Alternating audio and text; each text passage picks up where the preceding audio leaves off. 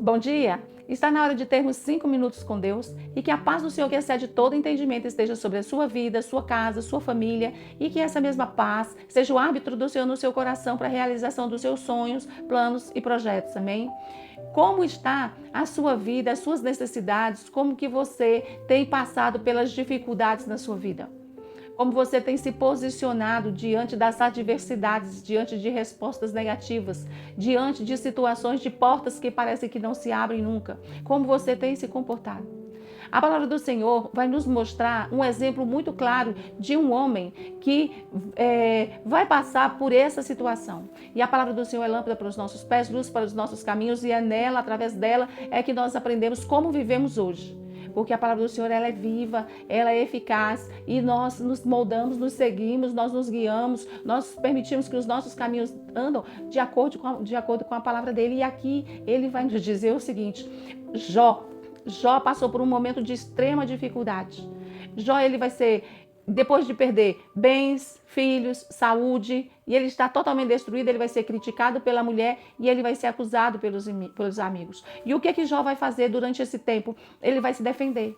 Todas as conversas de Jó, ou ele está maldizendo o dia que ele nasceu, ou ele está questionando por que isso acontece com ele, ou ele se defende dizendo que ele não está naquela posição, que ele está sendo acusado pelos seus amigos, mas Jó, ele não toma a posição correta.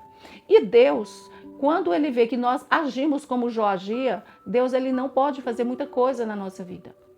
Deus, ele é provocado. Ele tem autoridade? Tem. Ele tem poder? Tem. Ele faz tudo o que ele quiser? Faz. Mas Deus é Deus de princípios. E um dos princípios que ele fala para nós é: buscar-me-eis e me achareis quando me buscardes de todo o coração. Invocar-me-eis e me achareis quando me buscardes de todo o coração. Então o Senhor, nós precisamos provocar o Senhor para que o Senhor, ele haja em nossa vida. O Senhor, ele não tirou o povo do Egito simplesmente porque ele resolveu, mas porque o clamor chegou aos ouvidos dele. O clamor do povo chegou aos ouvidos do Senhor quando os midianitas estavam atacando o povo dele. E ali ele levanta Gideão para poder lutar com aquele povo. E a gente vê que é a mão de Deus puramente, porque era um exército do tamanho do mundo, que a nação toda de Israel tinha medo, e de repente só 300 homens vai para essa guerra. E ganha essa guerra, a gente vê a mão de Deus. O rei Ezequias, ele só tem 15 anos de vida e ele clama ao Senhor e o Senhor dá ele ele só tem mais poucos dias de vida e ele clama ao Senhor e o Senhor dá ele mais 15 anos de vida. Então, o Senhor, quando nós provocamos, o Senhor, ele nos responde. Viu o que Jesus fazia? Jesus, toda vez que ele ia fazer alguma coisa, ele orava e ele falava assim: Senhor, Pai, eu sei que tu sempre me ouve, mas ele falava, ele pedia. E o que nos leva a pensar que nós vamos viver no oba-oba e nós vamos ter resposta de Deus se nós não fizermos nada de diferente. Há necessidade de um clamor. E eu vou trazer para você uma definição de clamor. Orar a Deus com grande fervor, intensidade e urgência. É um grito da alma que vai expressar dor, sofrimento, desespero ou uma necessidade profunda. Depende de onde nós estamos, nós vamos clamar ao Senhor com toda a intensidade da nossa alma, com toda a fé no nosso espírito, para que o Senhor, ele venha nos ouvir e cumprir em nós tudo o que ele quer cumprir. As necessidades, as dificuldades que nós passamos é apresentar, mas não é simplesmente falar hoje, esquece amanhã, é apresentar com fé, é chamar o Senhor com fé, é trazer ele, é trazer a existência das coisas que ele já nos prometeu através da fé e da interação com Deus. Jó não fez isso. Jó, ele ficava se defendendo até que um dia ele vai falar assim: que o Todo-Poderoso me responda. Aí sim, aí ele mexeu com quem ele deveria mexer.